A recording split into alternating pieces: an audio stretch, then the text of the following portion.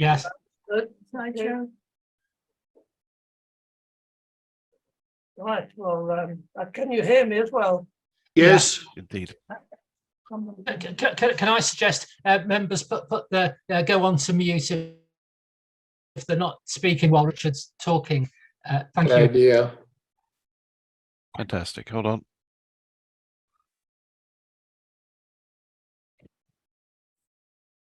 Right, in that case, I'll start, and good day to everyone. And the first page is the page of my handout at the Royal Society for 2019. How time flies.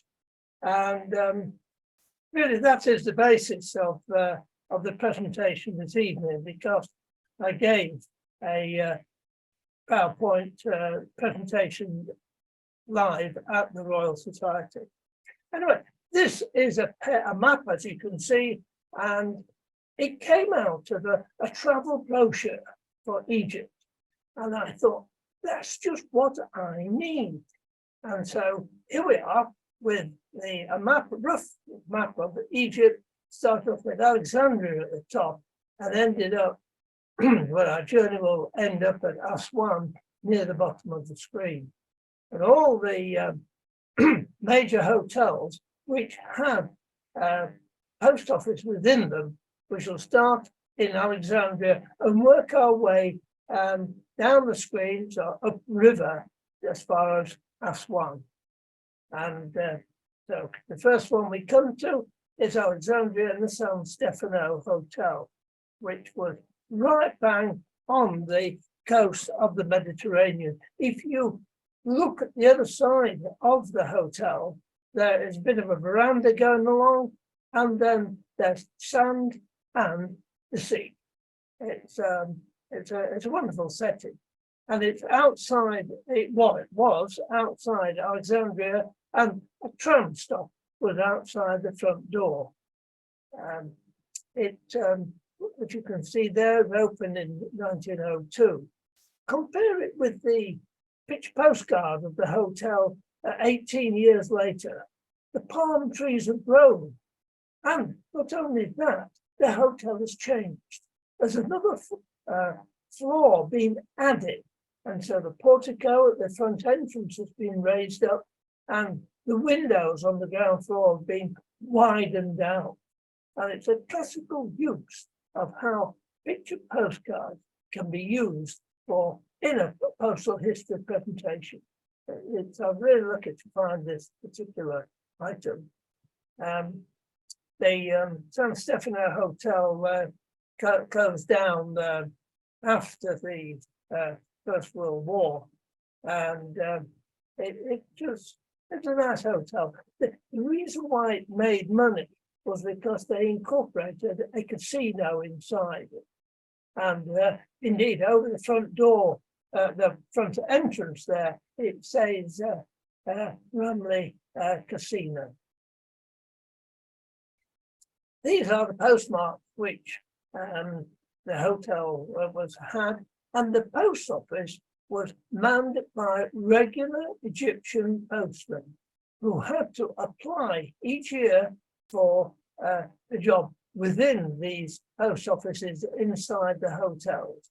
The hotels had, or the post offices inside the hotels had not quite full postal use, but they did have a postmark. They sold postal stationery, and they had registration facilities, and one or two other things as well. And I treat each hotel in a similar fashion. I start with picture postcards, and then I go a detail of the postmarks that were used, and one or two little bit of things like that. So here is, at one time, this was the only registration mark known for the San Stefano Hotel, down there in the left-hand corner, above the word Belgique. It was unique. Sadly, it is no longer unique. Ronnie Pellicom and his friend found another one. And so I really ought to change that, but I'm owning up to it. It's no longer unique, but nevertheless, this is a lovely item. Going into a grand hotel in Blankenberg, which had a casino, as it happens, and it's over French, but it is a pretty franking, isn't it? Then we move up to Cairo, and one of the main hotels there was the Semiramis. It was a luxury hotel. And this chap, Paul Kane, was an author. He wrote novels, and he came from the Isle of Man. And he became so famous in the 1920s, 1930s, that when they opened an airport at Ramsey on the Isle of Man, where this letter was posted, they named the airport after Hall Caine. He came to Egypt, as you can see here. He came twice. And the results of his investigations in Egypt led to one of his books. Some of his books were made into films. So he was well known and had quite a good living from the British, at least. Shepherd's Hotel is probably the most famous in Egypt. And Samuel Shepherd opened the hotel, but by the time that this work was done, he sold it in 1860. And but by the time this was done, he had it long since gone. But it's very interesting that the blue arrow is pointing to an annex to the hotel. And under a magnifying glass, you can see the lettering on the wall there. It says Thomas Cook and Sons. They had their offices right bang next to the Shepherd's Hotel.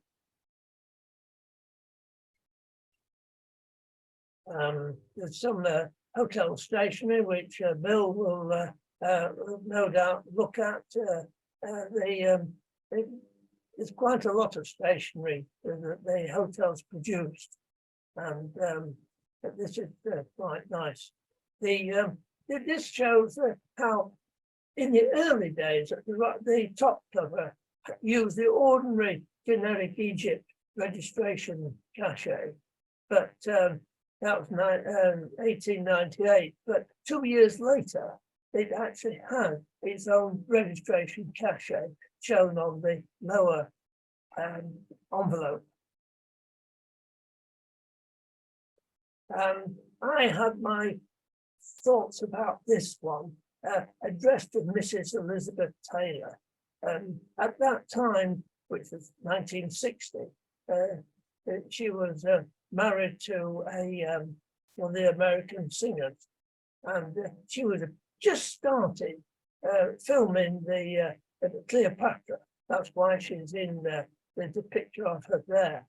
And I Googled Elizabeth Taylor 1960 in Rome, and sure enough, she was staying at that hotel in Rome for the Rome Olympics.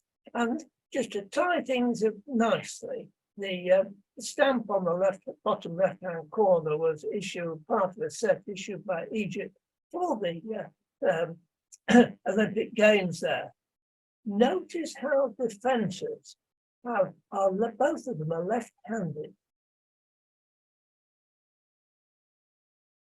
The Gezira Palace was another old-fashioned big hotel, and our future King George V stayed there once when he was in the Royal Navy, as one of the officers in the Royal Navy, and he wrote to a colleague, another seaman, on HMS Dreadnought at Malta, and this is his letter.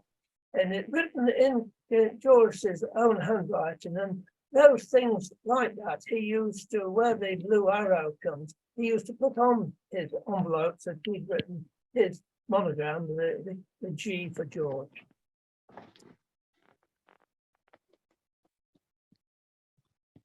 I suppose quite a few industries have magnets. and Egypt had two well-known ones. There was the Charles Baylor and George Nungovich,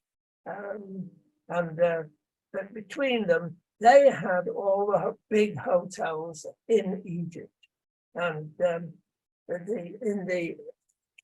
eventually, one of them died, and I'd lost my notes, which one it was, and oh yes, George Nungovich had died, and that was before the First World War, but Charles Baylor didn't get his hands onto Nungovich's hotels until into the 1920s, 1925 it says. But they were great guys. There's a bit of competition going on there. But nice times, I believe. This is the new hotel. It didn't have its own post office, not under that name, but a while later, it became the Continental Hotel, and it expanded and was built upon.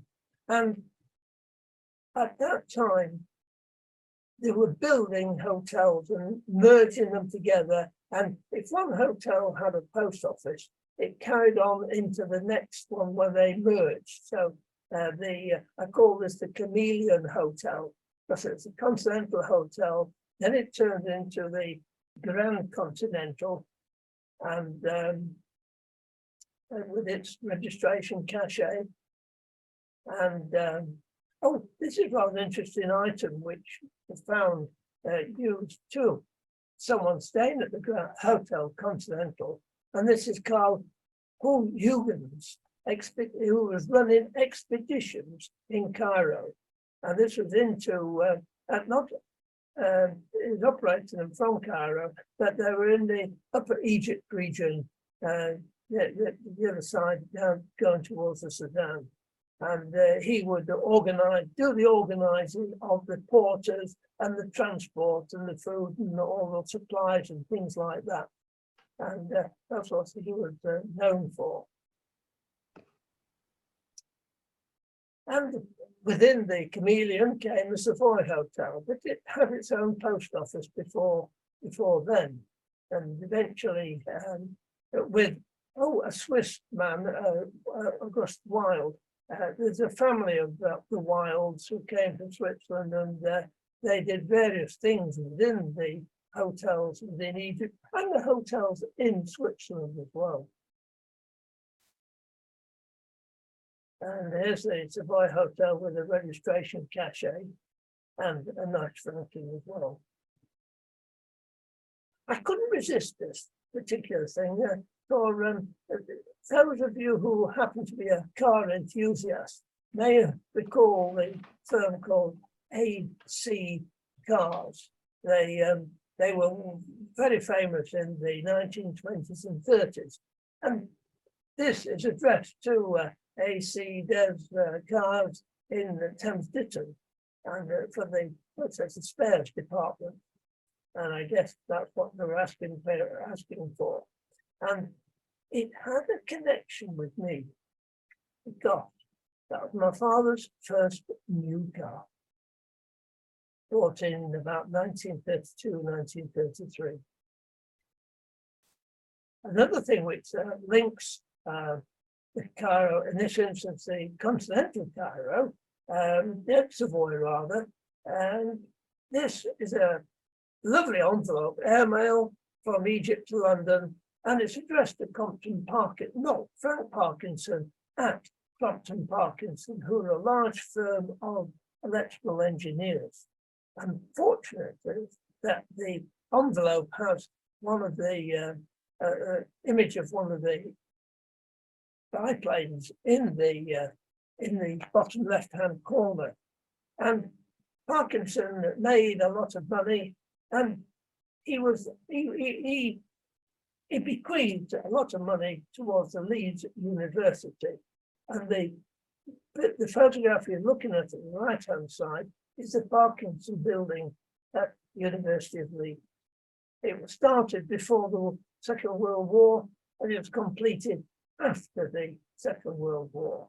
And it's white porcelain stone. It holds a lovely library, a circular library inside, and there is a very nice collection housed, a stamp collection and postal history housed within it, which is given by one of the old members of the. So we move out of Cairo to nearby Giza, where the pyramids and the Sphinx are.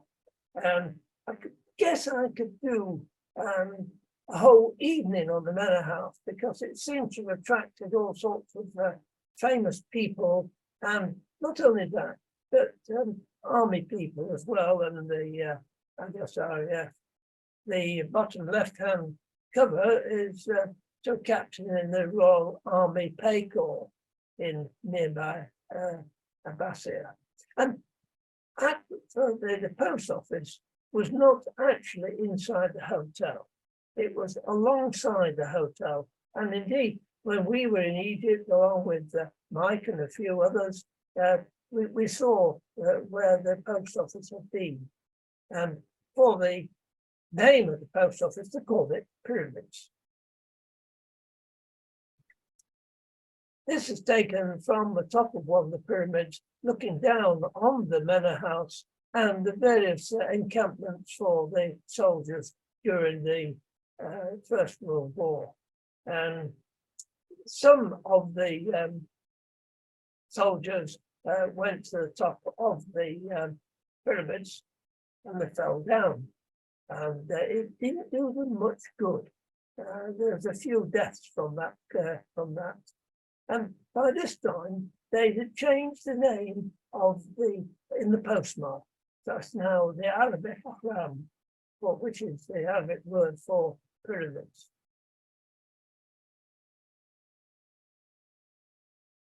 And moving up the Nile again, we come to the Luxor Hotel. Within the town of Luxor, and there's a cover with the hotel's postmark and the registration label. And the stamps have a lovely set of stamps there, which show some of the buildings. You can see the Pylon, which is just up the road from the hotel, and across the river on the other side, there's these two statues. The big hotel in Luxor is the Winter Palace, and this one, this picture postcard, looks as if the hotel was brand spanking new. If you go through the doorway right in the centre at the bottom, within those doors on either side, there are shops who are selling antiques and picture postcards and anything else that the tourist can be persuaded to buy. It's a lovely hotel. Then we move upriver again, and this time we get as far as we can go. You come to the cataracts, where you can see the basalt and within the river to the right. And here you see the dining room of the hotel.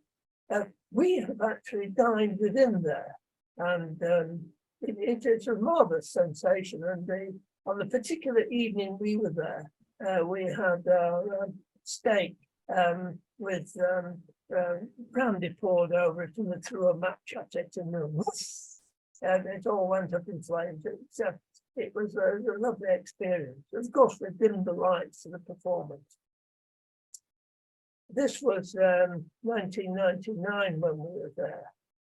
And here's the luggage label by Richter of Naples. They produced some of the picture postcards as well. And a stamp, the 10 mil stamp for the Hayas one down in 1960. Cataract Hotel with one of, and the postcard, there's one of Thomas Cook's steamers, all ready to go back downriver. The blue arrow is pointing to the room that we occupied on that memorable occasion. And unknown to us, it was a centenary of the Cataract Hotel. And we got presented with this little certificate of our stay there. It's a nice little memento. There's one extra thing which I've added to the presentation. It was not shown to the Royal Philatelic Society because I didn't have the item at that time. But it was written by the Crown Prince Wilhelm. And this is in 1911, or was it 1910? 1911. And he was staying at the Savoy Hotel in Cairo. And he's writing a letter to His Majesty King George at London. The envelope, as you see from the, at the top right-hand corner, it's got the registration cachet for the Savoy Hotel. It's the only time I've ever seen that struck in red. So maybe I can pinch the word unique from the San Stefano Hotel item and put it onto this page. The envelope itself on the right-hand side, in the reverse, on the top part, it's got a big W, so it's that was the monogram for Wilhelm, Prince Wilhelm. And it's been endorsed by Queen Mary, saying she was identifying the envelopes which had come into the royal household. And she wrote in pencil in her own hand on the reverse of this envelope, German Crown Prince. And that was Crown Prince Wilhelm. There was the Kaiser had 4 sons. And when World War I came along, each of those 4 sons went into the army with and their job was to lead the men. That they were not involved in the strategy of war and things like that. They were not generals, but their job was purely to keep the troops on side and fighting for the Reich. And I reckon that within this envelope, there would be a letter saying to King George V, saying, yes, we shall attend your coronation, which was due to take place about 3 months after this letter was posted. And whilst they were in Egypt, the Crown Prince and his wife Cecile took time out to do a bit of tourism. During the war, so Wilhelm went into the army, but the Crown Princess, she was involved in raising funds for the injured soldiers and the distressed people. And that's how it's just quite pretty, and that's what function she did. And I think she also had 1 or 2 children as well. And this is, as this says, it's a caricature taken from the Punch magazine in this country, and it says Little Willie, that's what his nickname was, and he's saying, who said Verdun? And Verdun was one of those battles during the First World War which seemed to go on and on and on with hardly any movement whatsoever going forward or coming back, and yet there was such a loss of life during the time. And he was totally fed up with it. And that's unfortunate time. But it shows how his humour can come into wartime. And that is the end of the presentation.